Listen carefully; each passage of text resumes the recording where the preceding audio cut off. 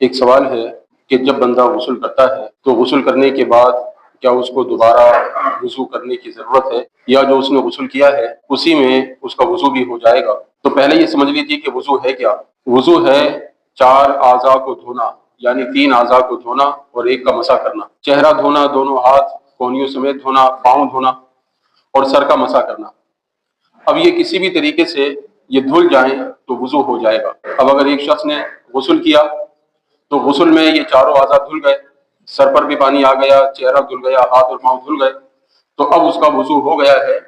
اگر وہ غسل کرنے کے بعد وضو نہیں بھی کرتا تو وہ نماز ادا کر سکتا ہے کہ اس کا وضو ہو چکا ہے۔ وضو میں ہمارے ہاں وضو کی نیت کرنا یہ سنت ہے، فرض یا واجب نہیں ہے۔ اگر کوئی شخص وضو کرنے سے پہلے وضو کی نیت کرتا ہے، وضو کی نیت کیا ہے؟ وضو کا ارادہ کرنا۔ جب وہ اعضاء وضو دھونے کے لیے بیٹھا ہے تو اس کا ارادہ ہے وضو کرنے کا، تو یہی وضو کی نیت ہے۔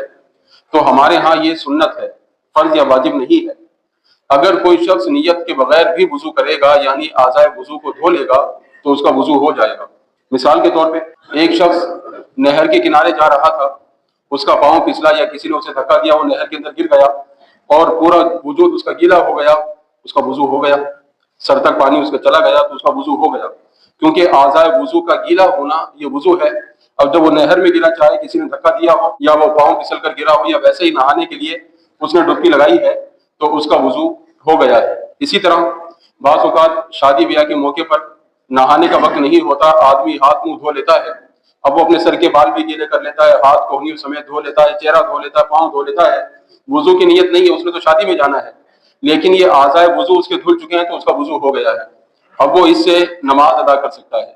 تو وضو کیا ہے؟ اعضاء وضو کا دھل جانا، گیلا ہو جانا، یہ وضو ہے۔ تو کسی بھی طریقے سے جب آدمی یہ عمل کر لے گا تو سمجھ لیجیے کہ اس کا وضو ہو گیا۔ اسی طرح جیسے شام کا وقت ہوتا ہے تو جو دکان پہ ملازمین وغیرہ ہوتے ہیں یا مالکان ہوتے ہیں، وہ مسجد میں آتے ہیں اور وہ صابن سے اپنا چہرہ وغیرہ دھوتے ہیں، سر دھوتے ہیں، ہاتھ اور پاؤں دھوتے ہیں۔